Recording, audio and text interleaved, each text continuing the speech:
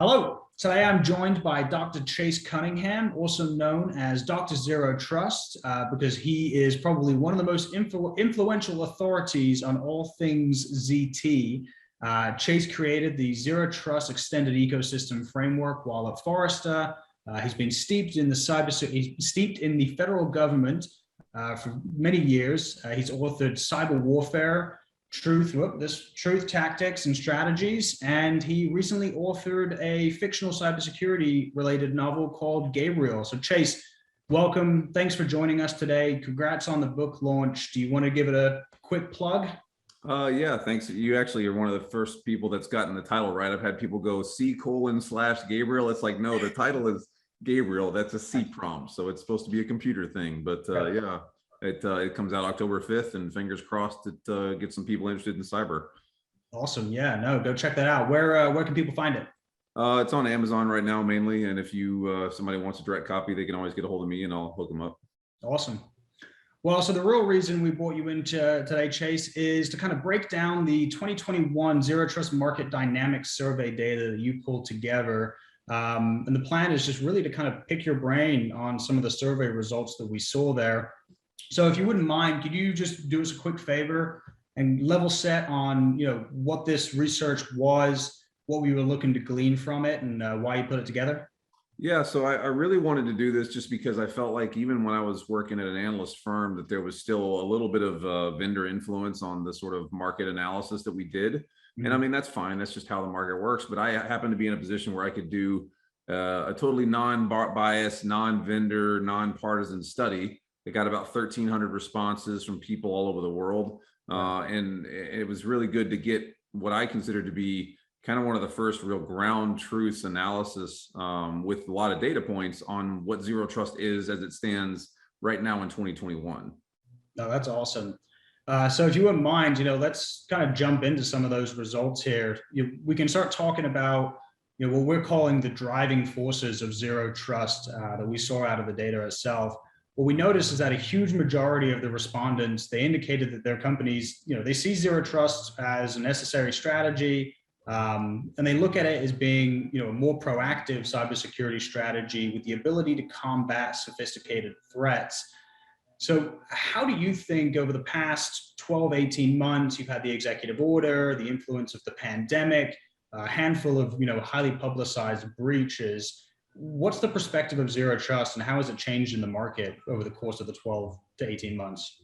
I think we've, once we finally got over the hump of kind of responding to the COVID crisis and having to move everybody remote, I think we kind of got to the stage of, this is an opportunity. What's the phrase? Never waste a good crisis. I mean, this is one of those things where the leadership kind of realized, okay, there's an opportunity to do things differently. We have an imperative that's driving this forward, and we need to be able to move into this model. And then on the follow-on side of that, you had a lot of organizations that continued to get owned, continued to get hacked, that were showing that the old archaic approach just wasn't going to stand up to the future state. And it really is more of a, I would guess you would say, a perfect storm of influences across a whole lot of different vectors that have put us in the place we are today, where ZT now is global. It's being adopted by organizations big and small, and there are specific line item requirements within publications for doing Zero Trust. So I think we're in a better spot than we were.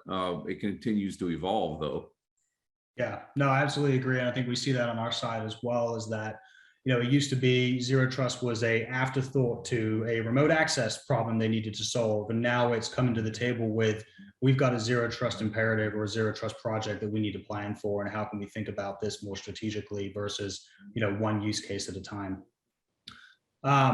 So in the report as well, there were some things in there that really elevated particular headwinds that people are facing with their Zero Trust journeys, in both initial adoption stage, but also after the fact where they've deployed it and there's implementation struggles. So it was no surprise, we live in the real world. Budget restrictions and competing other strategic security endeavors were really perceived as getting in the way of adoption. That's understandable, right? People are limited, budget is limited.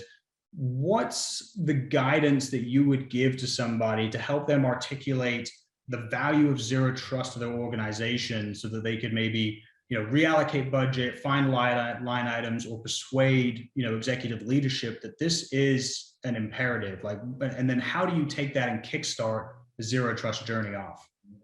Well, I think number one is everyone always asks about what should you do. I think really what you should do is look at what you don't want. And if you look at the organizations that have continued to think that they can stay in the old model of a perimeter and they can stay in that old archaic approach of doing what we've done for the past 30 years and somehow, some way it will work out for you, you're wrong. So, I mean, those people that are in those leadership positions, I think, and this is from doing a lot of workshops, they need to be the leadership initiators of move to ZT. Otherwise, it's a matter of when and how bad. It's just a given. I mean, we have major global organizations that have continued to get ripped because they've stayed in the same approach. So, number one. Number two, I think what's really important is to look at the study itself and actually understand there's a maturity curve here, and there's a progression. And just because you're moving to ZT doesn't necessarily mean you're starting from the ground floor. There are things that you do first because it's going to make a substantial difference, such as identity and access management and those types of things. And then there's things that you do later that are slightly more, well, not slightly, but are more difficult and more intricate, but are more valuable over time. So, you're not starting from scratch necessarily. Don't get bogged down in that, but be real about it and understand there's a progression, there's a life cycle, there's a maturity curve. Yeah. Let's actually jump around here a little bit, right? Because I think you brought up identity and access management, and that was called out specifically in the survey as what most people believe to be the starting points. And it seems like you obviously agree that it starts with identity. Do you want to unpack a little bit about the imperative of getting identity access management right as a first step into a zero trust journey? Yeah, I think if you look at it, really where we kind of are is you had this old approach of firewall, kind of death by firewall, and that would be your sort of segmentation, if you will. Where we are now is really it's about the user's identity accesses privileges. That's the key factor. That is the mechanism around which cyber revolves. If you're trying to put kind of a market term on it, and that is so critical because if you look at the history of exploitation, you look at how things go from bad to worse, you look at ransomware, all these other factors, there's a key trend, and it's the use of accesses and privileges that is what causes all those problems. It is not, never in the history of exploitation has a firewall woke up and AI hacked itself. It's been a user, an administrator, a privilege that causes lateral movement. So if you're going to solve a problem first, and thankfully this is a relatively simplistic problem to solve identity and access management. Yeah. Well, it was interesting though, because I think you then saw a big chunk of individuals were looking at identity access management, good for them. There was still a pretty substantial portion that identified network security, which for me is pretty broad, right? But I look at that as, great, you've got identity as the starting point. And maybe people don't think about identity and identity access management specifically in terms of, zero trust, but then the application of that forward in terms of combining identity with context, how that defines policies, what that means for entitlements. Were you interested at all to see network security with such a, competitive uptick against IAM for a starting point? Yeah, I mean, I think that goes to kind of the maturity curve of this whole thing, where identity is a problem that is kind of a first thing to solve. And then following on to that, one of the next things is to take care of the network itself, the infrastructure, how things connect, how you move packets back and forth. And those two are, I mean, they're almost symbiotic, right? You can't necessarily do one well without the other. However, in the progression of where you're going, there are different pieces there are different places to start to get towards that next step. Okay, cool. So let's then jump into some of the technical difficulties that we saw here. So there's really, the reality is that security is not easy, right? It's not simple. It never will be. It's always a difficult job. And it doesn't, even 50 years from down the road here, I think it's going to be one of the toughest jobs ever. And so we can never say, we'll make cybersecurity easy, but you can make it simpler or easier for that matter. So based on the survey data, it appears that there are kind of two main technical difficulties that people are running into. The first is applying modern security mindset like zero trust to the existing ecosystem with the presence of legacy infrastructure. So what's your advice if you've got somebody who's really ambitious about ZT, maybe they've done a cloud migration, maybe they've got a hybrid environment, but they've still got this critical infrastructure that's sitting there that needs to be protected. It can't be ignored. And oftentimes it's going to be the backbone of the organization. How do they navigate those waters from a ZT standpoint? Well, I mean, there's a piece of this that continues to evolve and change, and that is where you focus your efforts as you go through that sort of life cycle. You've got to be able to have capabilities. And I think what actually stood out most to me in this whole thing was it wasn't cloud that was extremely difficult, and it wasn't the network itself. It was really the policy management side of this equation that was the most difficult part of the whole thing. That was where it got even more complex. Was you have to be able to take care of the policy, because that is what is interoperable across all those different disparate pieces of infrastructure.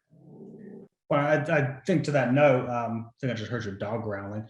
The the policies were also, there seemed to be like there was a challenge in managing policies in dynamic environments, right? So as things are constantly changing, was there anything, that came out of that that you felt was, insightful, or just again, any general direction? It's like if you've got cloud instances that are constantly scaling up and down, people that are in office and remote, it's like those policies, they have to continuously adapt and have to be continuously monitored in order for them to be effective.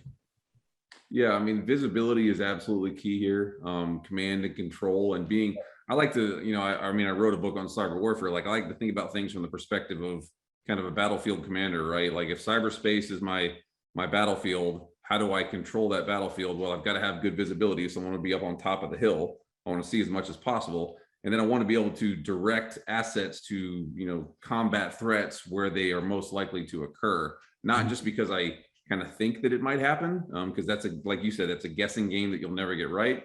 But by knowing and seeing and having policy controls and being able to act on anomalies, you are able to direct counters to the threats as they are presented to you. And that's a very effective place to be in a defensive posture. No, that makes tons of sense. So Chase, I mean, that's, really tapped me out here in terms of questions. Are there any closing thoughts related to the survey, or just related to anything that you've been noticing as of late in the zero trust realm? I mean, I think really one of the most important things is that we have collectively kind of moved past the days of arguing whether or not this is the thing that makes the most sense. You have organizations, and there are studies that have been provided on, if you do zero trust and you approach this problem in this way, there's business benefits, there are budget savers, like there's all these good things that come out of it. But we also need to be real with people, make them, at least aware, like change is never easy, especially not when you're dealing with change that may have been taking place over the past 30 years. However, you're in a binary situation. You either adapt and change and you survive and come out better on the far end, or you don't, and you kind of just hope and pray. And so far, hope and prayer has not proven to be a good strategy for survival. No. And I think just to kind of double down on that as well is, outside of the reliance on vendor materials to help guide your zero trust strategy, there's tons that are coming out. I mean, I think about the NIST 800-207 document, great, starting point to understand how to build a zero trust architecture, or at least a blueprint that you can apply to your organization. And then I think CISA, they just came out with the zero trust maturity model, which again, kind of understanding where you are and then where you can go logically as your next step, and kind of not bite off more than you can chew. And I liked your perspective, right? If you look at it from a battleground standpoint, you're going to have vulnerabilities, some of which need to be addressed urgently, some of them that can kind of slip by the wayside because the impact is not going to be that large, and it's going to vary from organization. So Chase, thanks again. Really appreciate you joining us and going through these questions here. We'll make sure that we put a link out to the survey data, right? So that people can really kind of dig their teeth into the raw data. And yeah, thanks. Have a great one. Hey, thanks for having me. This is awesome. All right, Chase.